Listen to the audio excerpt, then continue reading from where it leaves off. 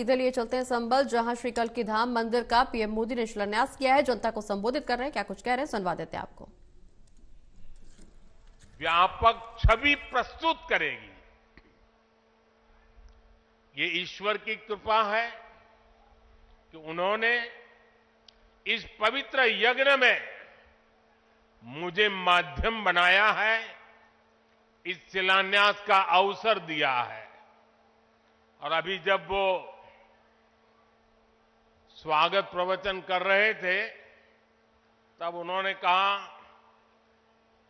कि हर किसी के पास कुछ न कुछ देने को होता है, मेरे पास कुछ नहीं है, मैं सिर्फ भावना व्यक्त कर सकता हूं।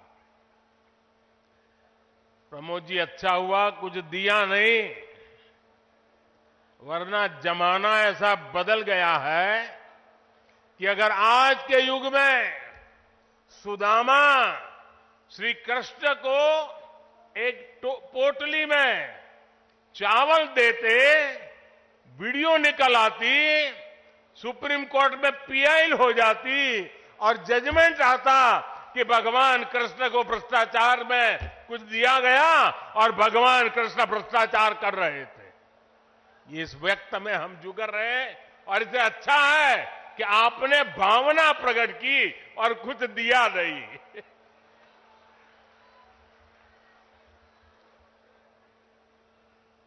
मैं इस शुभ कार्य में अपना मार्गदर्शन देने के लिए पधारे सभी संतों को भी नमन करता हूं। मैं आचार्य प्रमोद कृष्णम जी को भी बधाई देता हूं।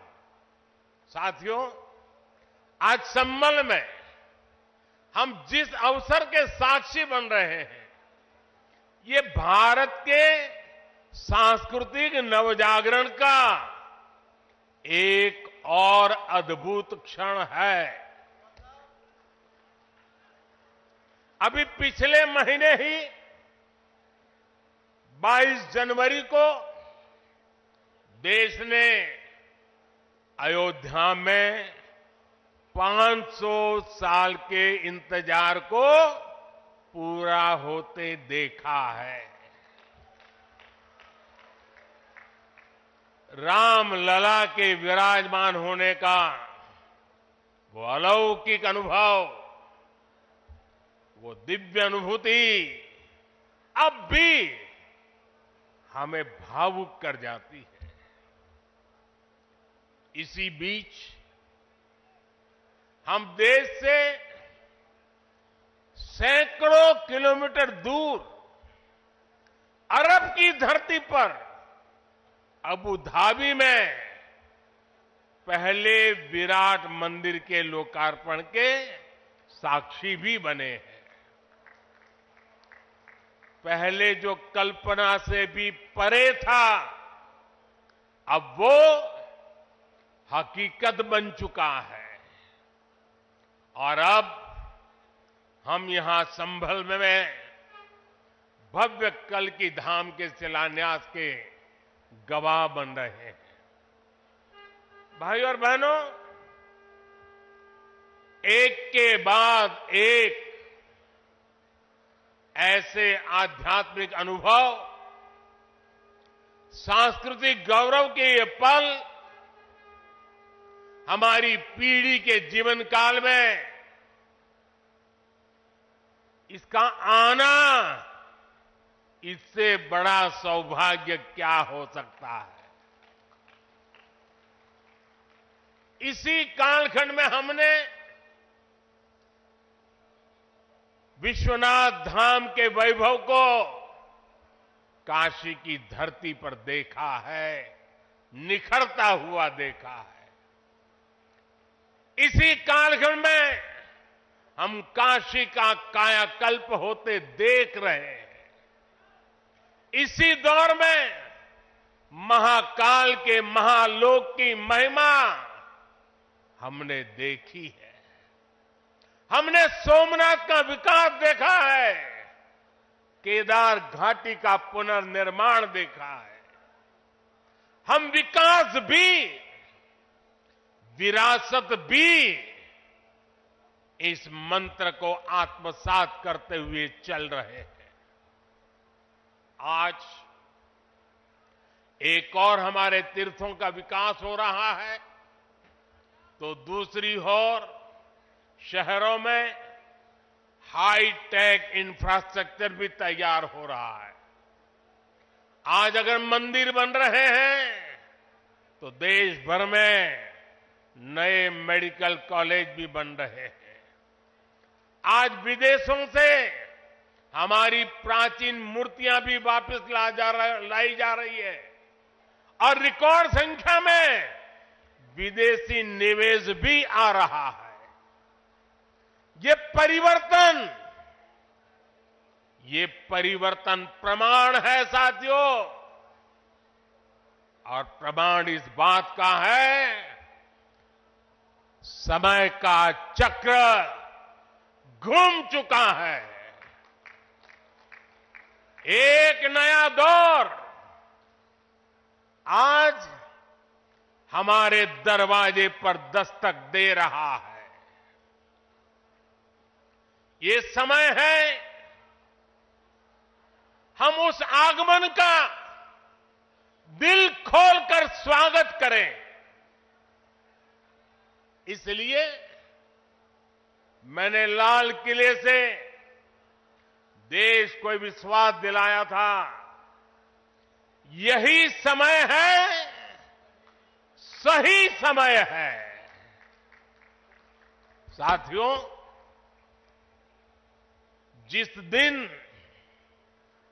अयोध्या में राम मंदिर की प्राण प्रतिष्ठा हुई थी, तब मैंने एक और बात कही थी।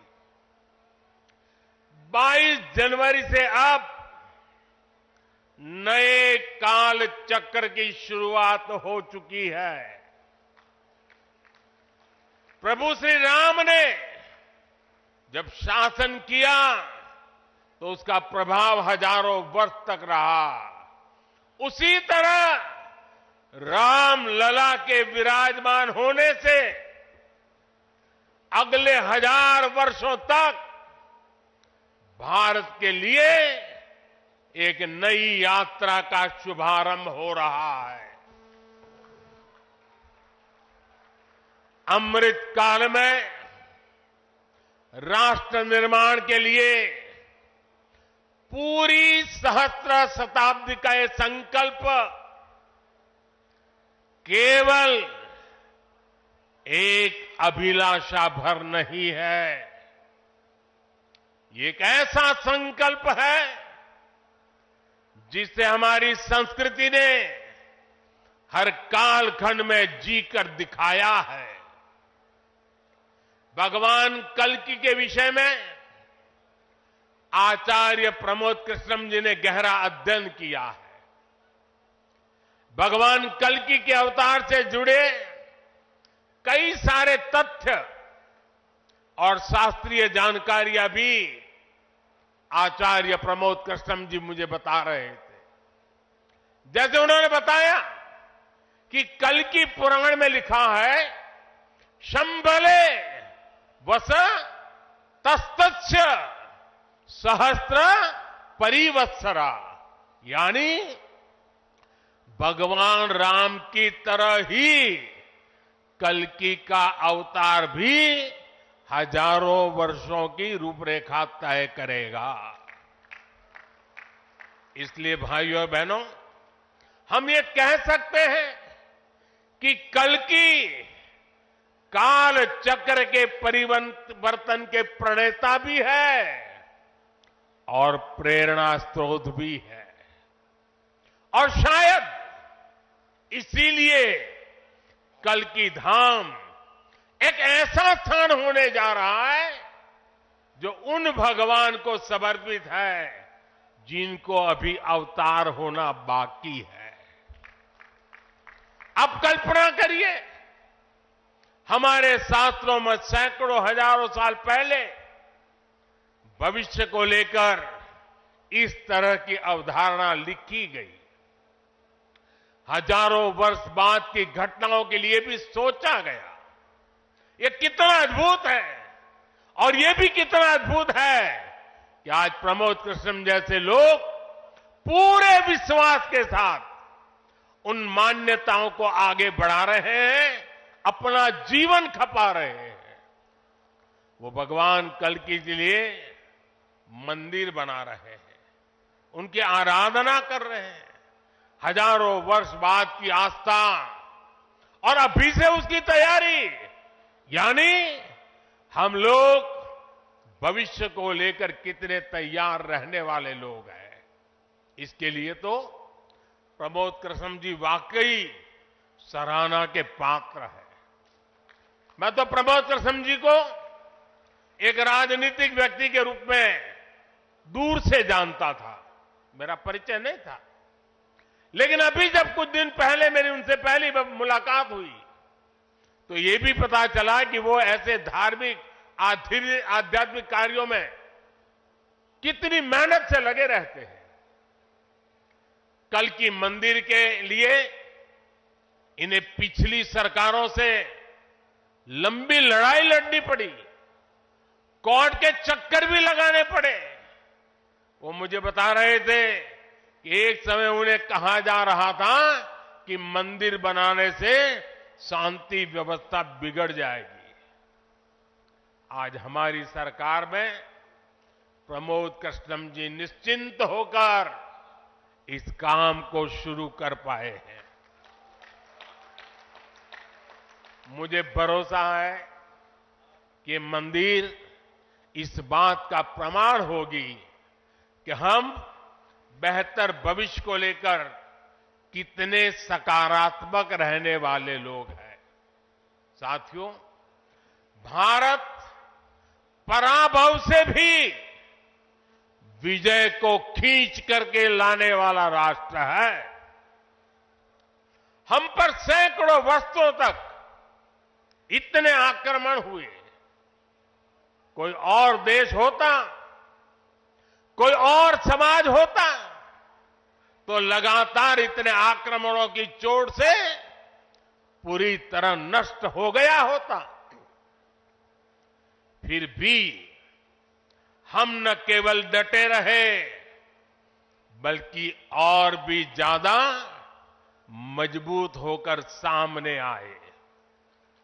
आज सदियों के वो बलिदान फलीभूत हो रहे हैं। जैसे कोई बीज वर्षों के अकाल में पड़ा रहा हो, लेकिन जब वर्षा काल आता है तो वो बीज अंकुरित हो उठता है। वैसे ही आज भारत के अमृत काल में भारत के गौरव, भारत के उत्कर्ष और भारत के सामर्थ्य का बीज अंकुरित हो रहा है। एक के बाद एक हर क्षेत्र में कितना कुछ नया हो रहा है। जैसे देश के संत और आचार्य नए मंदिर बनवा रहे हैं, वैसे ही मुझे ईश्वर ने राष्ट्र रूपी मंदिर के नवनिर्माण का दायित्व सौंपा है। मैं दिन रात राष्ट्र रूपी मंदिर को भव्यता देने में लगा हूं, उसके गौरव का विस्तार कर रहा हूं। इस निष्ठा के परिणाम भी हमें उसी तेजी से मिल रहे हैं। आज पहली बार भारत उस मुकाम पर है जहां हम अनुसरण नहीं कर रहे हैं, उदाहरण पेश कर रहे हैं। आज पहली बार भारत को टेक्नोलॉजी और डिजिटल टेक्नोलॉजी के क्षेत्र में संभावनाओं के केंद्र के रूप में देखा जा रहा है। हमारी पहचान इनोवेशन हब के तौर पर हो रही है। हम पहली बार दुनिया की 5वीं सबसे बड़ी अर्थव्यवस्था जैसे बड़े मुकाम पर पहुंचे हैं। हम चंद्रमा के दक्षिण ध्रुव तक पहुंचने वाले पहले देश बने हैं। पहली बार भारत में वंदे भारत और नमो भारत जैसी आधुनिक ट्रेनें चल रही है। पहली बार भारत में बुलेट ट्रेन चलने की तैयारी हो रही है। पहली बार हाईटेक हाईवे एक्सप्रेसवे का इतना बड़ा नेटवर्क और उसकी ताकत देश के पास है।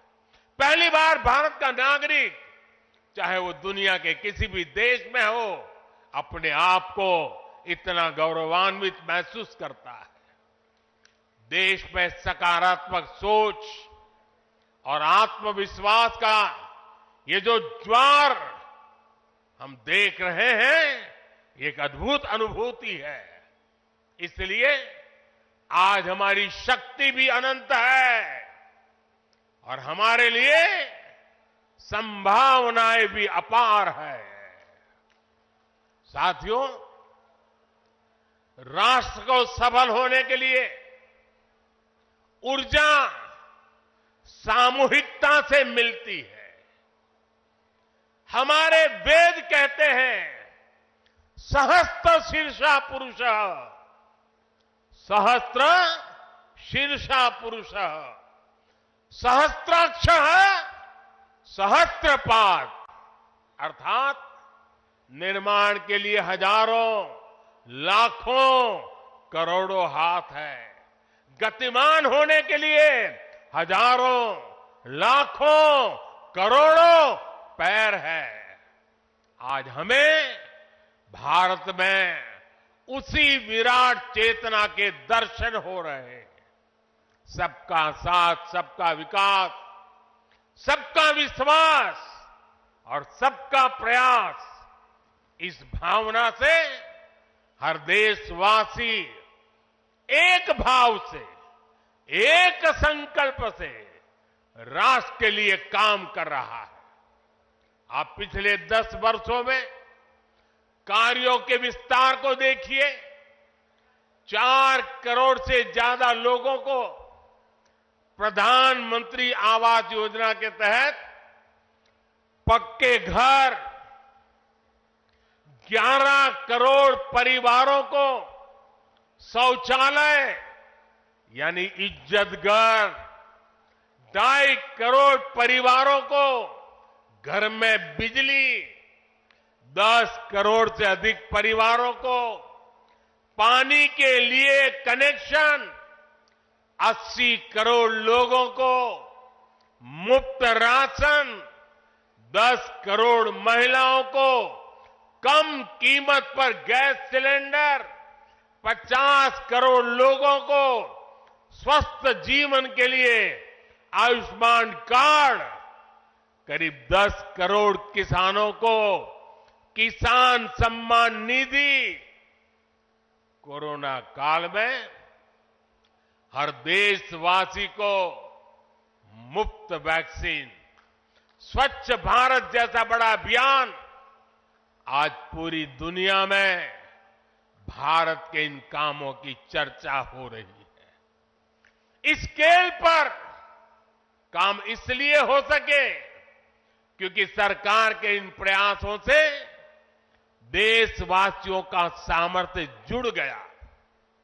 आज लोग सरकार की योजनाओं का लाभ दिलाने के लिए गरीबों की मदद कर रहे हैं।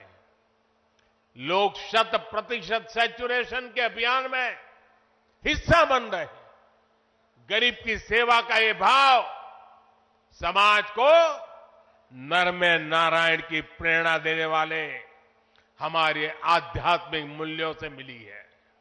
इसलिए देश ने विकसित भारत का निर्माण और अपनी विरासत पर गर्व के 5 प्राणों का आह्वान किया है। साथियों, भारत जब भी बड़े संकल्प लेता है, उसके मार्गदर्शन के लिए ईश्वरीय चेतना किसी न किसी रूप में हमारे बीच जरूर आती है। इसलिए गीता में भगवान श्री कृष्ण ने कहा, संभवामि युगे युगे, इतना बड़ा आश्वासन दे दिया है। लेकिन इस वचन के साथ ही तो हमें ये आदेश भी देते हैं कि कर्मण्येवाधिकारस्ते मा फलेषु कदाचन, अर्थात हमें फल की चिंता के बिना कर्तव्य भाव से कर्म करना है।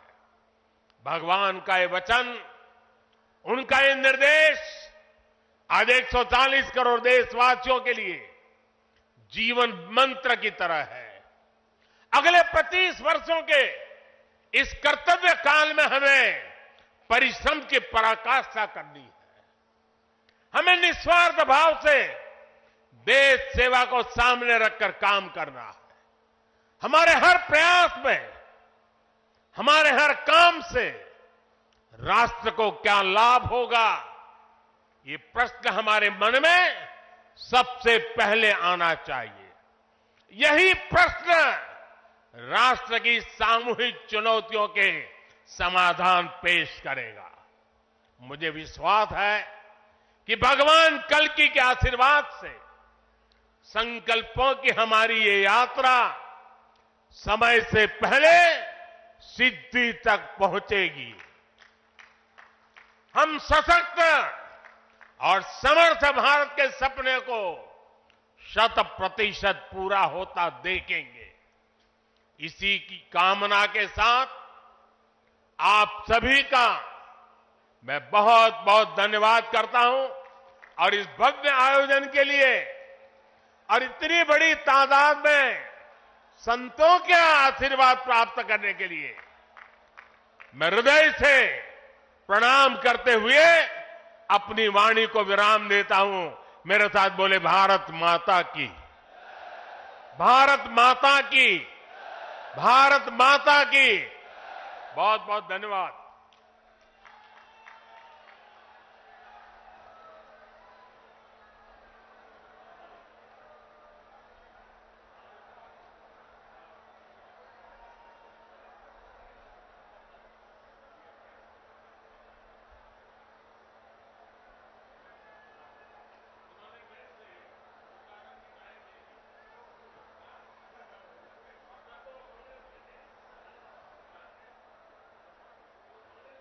संभल में कल्कि धाम का यहाँ पर शिलान्यास प्रधानमंत्री नरेंद्र मोदी ने किया। उनके साथ साथ उत्तर प्रदेश के मुख्यमंत्री योगी आदित्यनाथ भी मौजूद रहे। साथ ही प्रधानमंत्री नरेंद्र मोदी ने यहाँ पर संबोधन भी किया। कहा कि अयोध्या से कल्कि धाम तक का जो सफर है वो काफी अद्भुत रहा है, क्योंकि 500 सालों का जो इंतजार था अयोध्या का वो अब खत्म हो गया है, लेकिन अब बारी है कल्कि धाम की।